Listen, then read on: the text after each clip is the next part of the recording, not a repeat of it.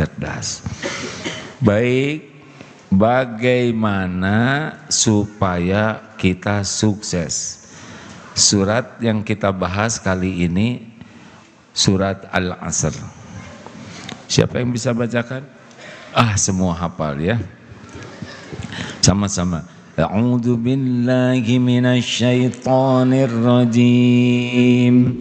Bismillahirrahmanirrahim.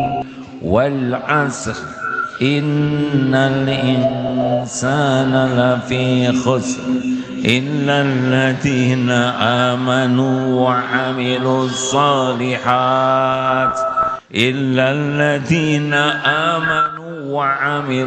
shalihat wa tawasaw bil haqq wa tawasaw bis sabr.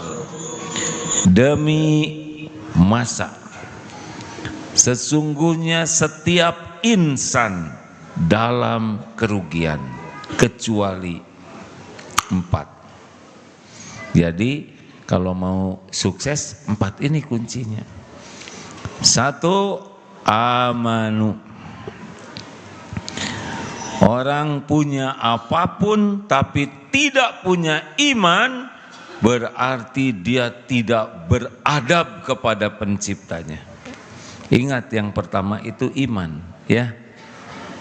Walaupun punya hebat amal tapi tidak punya iman, dia rugi.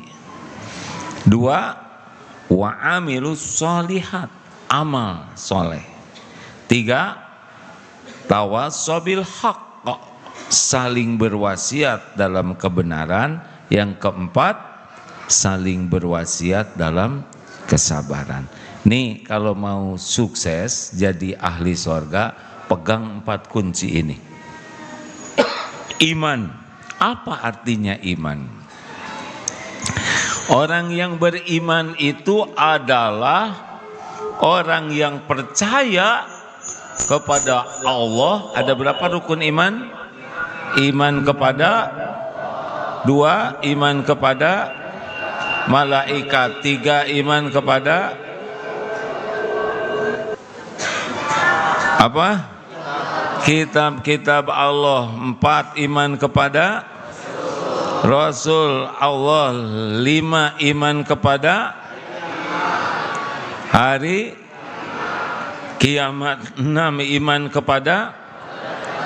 Nah inilah awalnya orang beruntung. Kalau dia tidak beriman ke Allah, tidak percaya ada malaikat, tidak percaya ada kitab-kitab sebelumnya, tidak percaya kepada para nabi, para rasul, tidak percaya akan ada hari kiamat, tidak percaya kepada takdir, qada dan qadar, dia tidak akan selamat. Ingat, bahagia itu berbanding lurus dengan iman. Makin kuat iman, makin bahagia keadaan apapun. Dipuji, dicaci, sehat, sakit, ada, tiada, diangkat, diturunkan, dihormati, difitnah, apapun episode hidup, kalau imannya mantap, ajaban li amril mu'min inna amrahu kullahu khair, semuanya jadi kebaikan. Walaisa dzalik li ahadin illa lil mu'min. Sungguh menakjubkan, sungguh keren, sungguh hebat orang yang beriman. Semua urusannya jadi kebaikan. Untung, rugi, diangkat, diturunkan, dihormati, difitnah, semuanya jadi kebaikan. Dan tidak bisa membuat kejadian jadi baik kecuali orang yang punya iman. Jelas? Iman itu arti utamanya adalah paham, berilmu. Nih, Dek, sini Dek, punten. Tenang aja ya. Siapa namanya? Iwan, naik Wan, sini Wan. Iwan.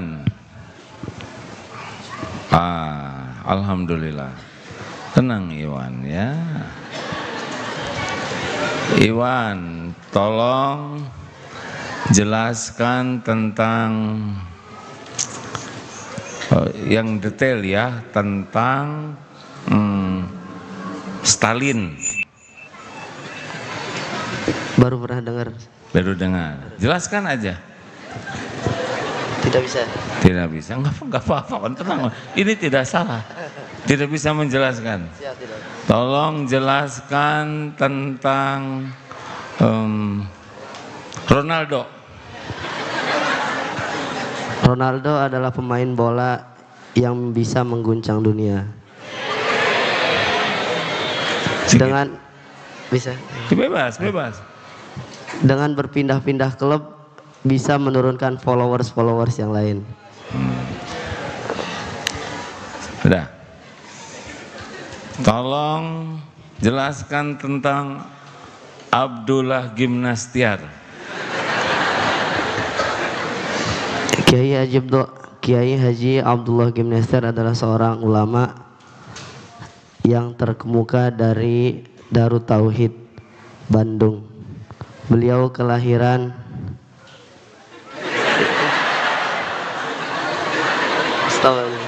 Bebas. Jangan lihat saya terus. Segitu pengetahuannya, cuman segitu atau ada lain? Bebas. Masih panjang Ronaldo dong daripada Abdullah Gimnastiar, pengetahuan. Cuman segitu. Penjelasan tentang Agimnya cuman segitu. Banyak. Banyak ya, nggak bilangin. Ini tidak ada masalah dengan karir atau dipecat, tidak ya. Ayo, masih ada nggak yang diketahui? Nama asli lupa sih. Yang tahu aja, kalau segitu juga nggak apa-apa. Cuman segitu. Ya udah, nggak apa-apa. Bapaknya namanya siapa? Muhammad Ihsan. Jelaskan tentang Muhammad Ihsan. Muhammad Ihsan adalah seorang bapak yang luar biasa dari keluarga Muhammad Ramsyah yang lahir pada tahun 1976, 31 Desember di Lombok, Nusa Tenggara Barat, dan mempunyai istri namanya Rosida dan memiliki anak 4, saya dan yang lainnya. Cuman segitu. Segitu. Baik, maafkan ya. Terima kasih deh. Jadi seseorang itu akan bisa menjelaskan apa yang dipahaminya. Betul? Ada tahu, ada paham. Apa bedanya tahu dengan paham? Tahu kuda? Paham kuda? Coba berdiri sekali lagi deh. Tahu kuda? Siap tahu. Paham kuda?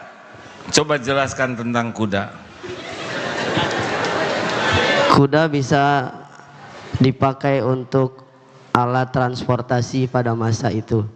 Mungkin pada masa sekarang juga bisa. Dan paling banyak kuda itu ada di Sumbawa. Hanya itu. Cuman segitu. Kuda tuh kakinya 4.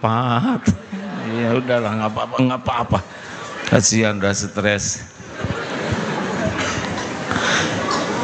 Bagaimana kita mengenal beriman ke Allah kalau kita tidak kenal kepada Allah?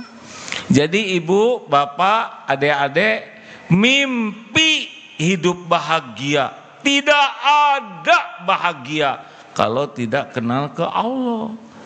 Karena tenang itu pintunya cuma satu. Ala bidzikrillah tatmainnul qulub.